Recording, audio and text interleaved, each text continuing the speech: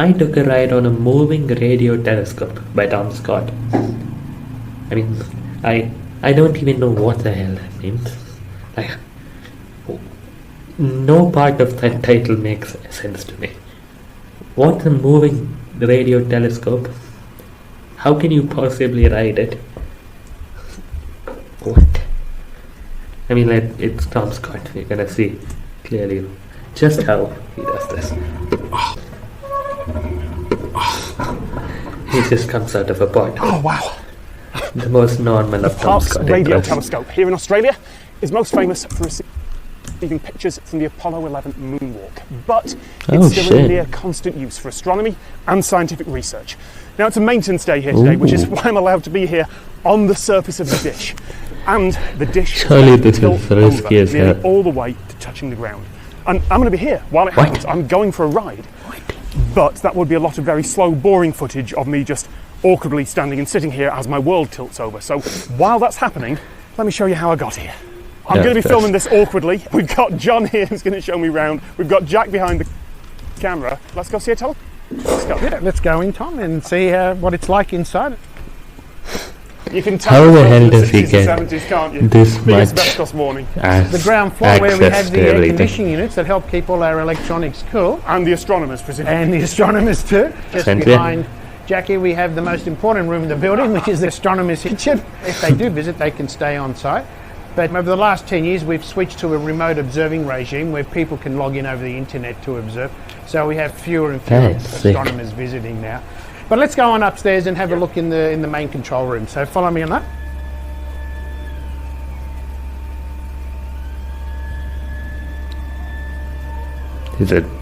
This is so weird because the clouds are rotating. I know the dish is rotating, but I cannot see anything. So this is the old control room. The old control desk that was recreated for the film The Dish used to be located about there.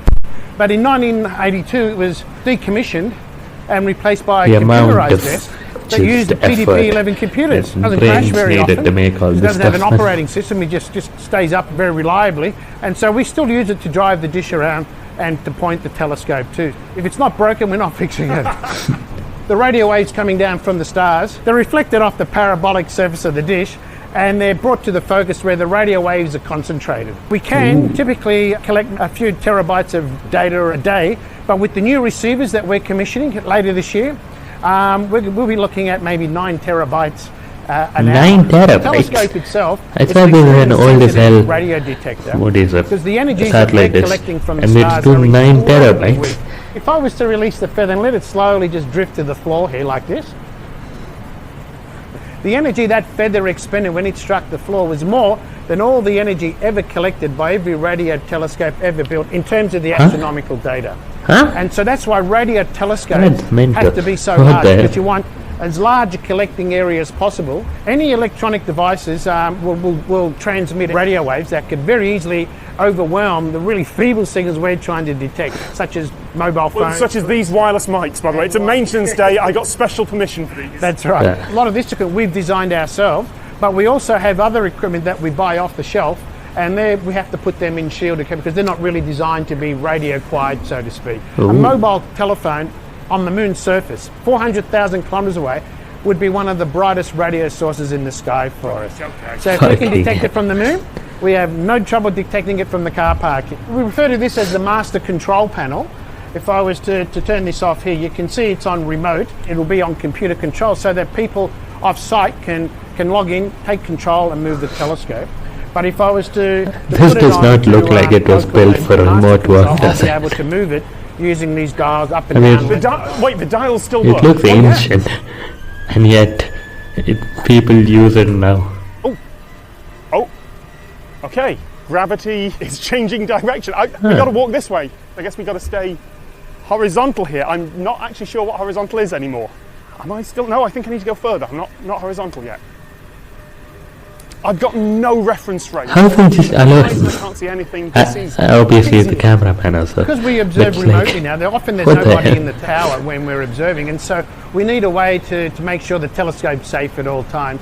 So we have this device called the Telescope Protection System, or TPS, which monitors hundreds of data points on the telescope, and if it detects an issue that might be a problem, it immediately alerts us using SMS messages, emails, telex, everything, and we can immediately descend on the telescope, see what's wrong and fix it.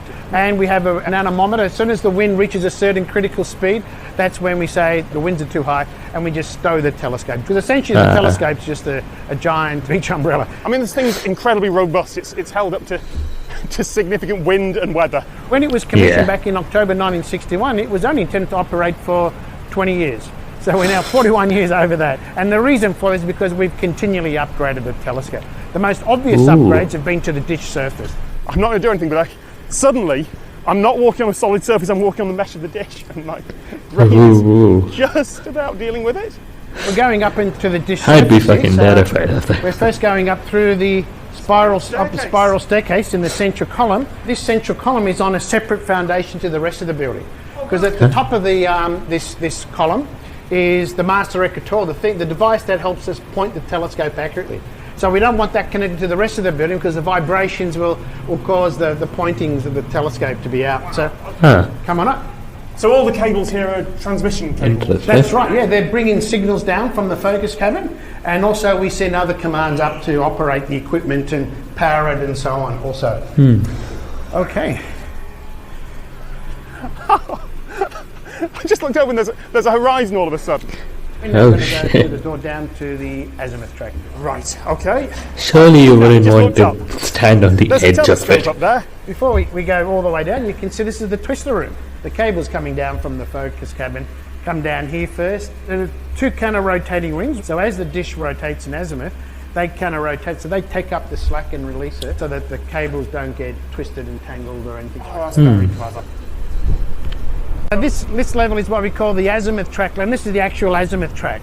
And if you look here, you can see it's sitting on 4 rollers, but only 2 are driven. On this track, we move it left and right. Oh, it moves. But you can see in the centre there's nothing actually holding it down. It's just pivoted there. Oh, it's just the sheer weight of the structure that keeps the telescope grounded. Because everything from this makes weighs sense. 1,000 tonnes, or the equivalent of 3 fully laden jumbo jets. Fucking. Right. I mean, how would So when anyone they built the carry telescope back that? in the 50s, Anything, they didn't I have mean. computers that could do the coordinate conversions fast enough. So instead, Barnes Wallis, a very famous British engineer, he came up with this device. Essentially said it's an optical telescope, and because that's the polar axis, once you point the optical telescope to the position you want on the sky, you only have to move it at a constant rate around the polar axis so that you could then follow the object smoothly across the You're sky. adjusting for the Earth's rotation by just rotating something at the same angle in the opposite direction. In the opposite direction. And this was the secret to the telescope's success. We were able to point the telescope very, very accurately on the sky. In fact, it was so successful that all subsequent large single dish antennas employed a master equatorial up until about the 1990s, when the microprocessors were small enough and fast enough to do the coordinate conversions on the fly. Before we go up, let's have a walk around the superstructure just under the dish. So, here we go. You're walking around here a lot more casually than I am. You can see here, this is a great view. You can see out towards the east where we have the Harvey Ranges that shield us from the radio emissions from the larger population centres further east. Right. This is one of the reasons why it was chosen. It's very radio quiet. All right. So next stop. We'll go around, we'll keep going around, and then we'll end up where we started.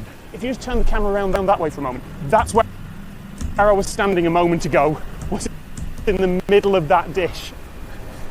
This ride I'm taking isn't just a gimmick. It's called a hayride sometimes, but it turns out that's a term that was invented by Americans for a film that was shot here more than 20 years ago. The folks at Parks actually just call this riding the dish, and they use it to get heavy equipment in and out of the central part. It's a lot easier to let the dish do this often instead of trying to actually lug bulky gear through all the corridors and stairwells inside. 2 hands on the railing. Weird. Wait, so you can literally just walk onto a dish. Folks. Mental. Thank you, Jack. What the fuck, man?